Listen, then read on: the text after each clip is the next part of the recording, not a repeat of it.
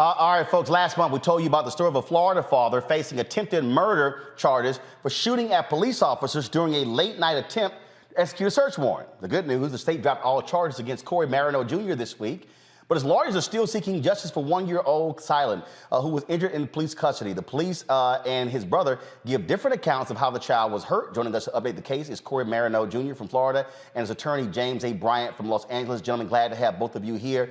First and foremost, Corey, you got to feel good. They dropped the charges, thank goodness. Yes, sir. Yes, sir. I mean, you were sitting. I mean, look, you're lawful gun owner. You're in your house. You don't know who the hell's busting in your doors.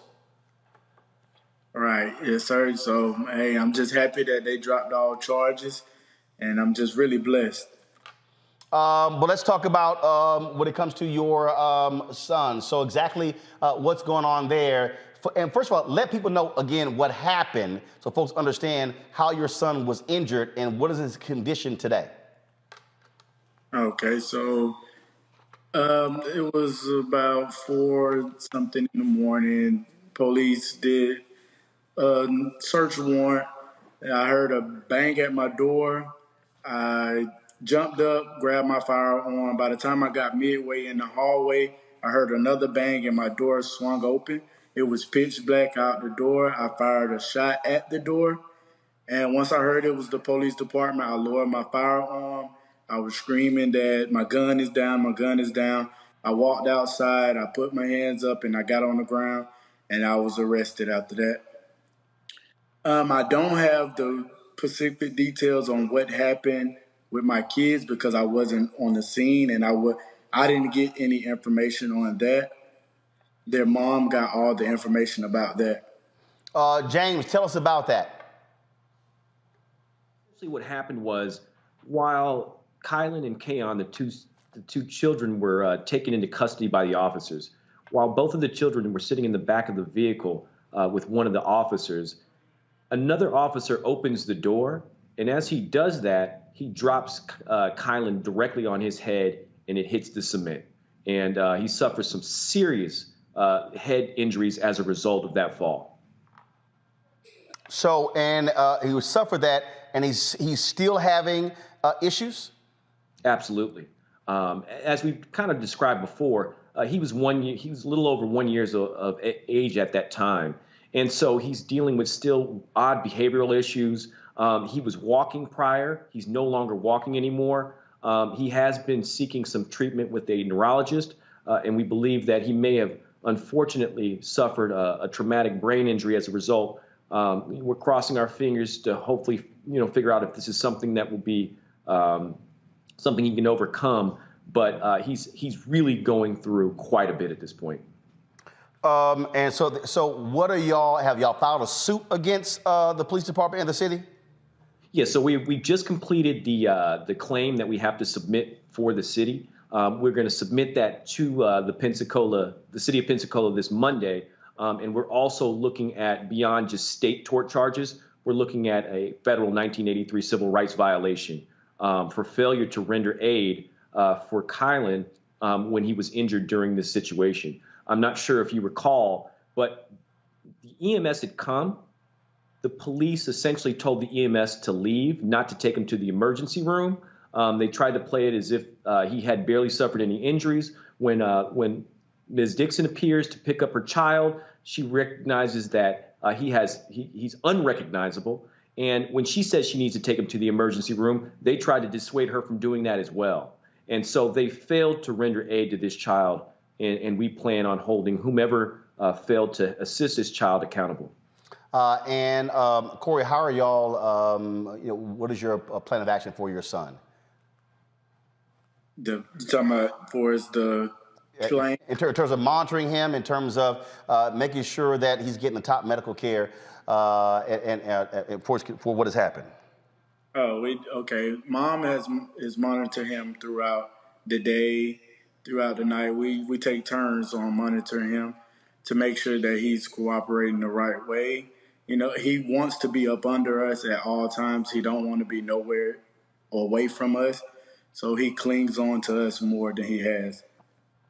Indeed, I know you're sitting there with your pastor as well, so glad that he is offering support in this. James, anything else?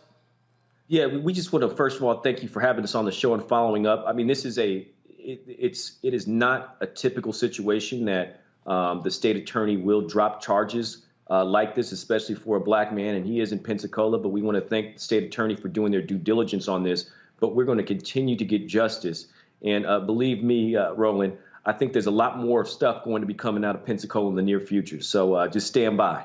Last thing, Corey, you lost your job from the credit union. What's up with that? Did they give your job back? What's going on there? Yes, sir. They reinstated me. Oh, they reinstated you. They apologize to you? No, they really didn't apologize, but they. They did.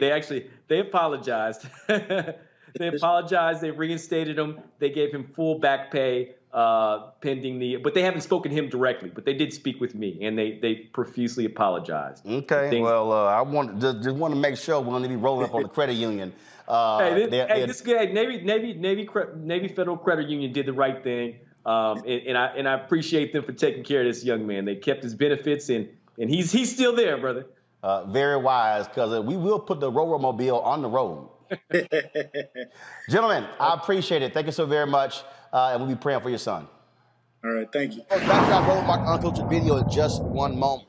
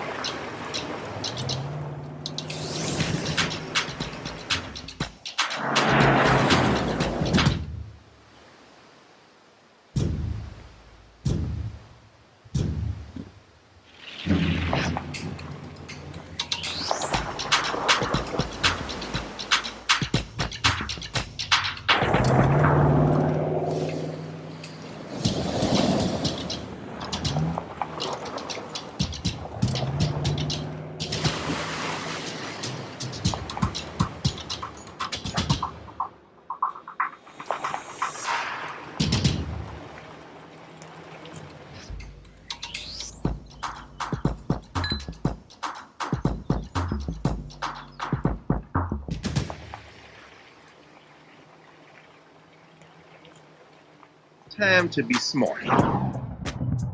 Roland Martin's doing this every day. Oh, no punching! Thank you, Roland Martin, for always giving voice to the issues. Look for Roland Martin in the whirlwind, to quote Marcus Garvey again. The video looks phenomenal, so I'm really excited to see it on my big screen. Support this man, Black Media. He makes sure that our stories are told. See, there's a difference between Black Star Network and Black-owned media and something like CNN. I got to defer to the brilliance of Dr. Carr and to the brilliance of the Black Star Network. I am rolling with Roland all the way. Honored to be on a show that you own. A black man owns the show. Folks, Black Star Network is here. I'm real revolutionary right now.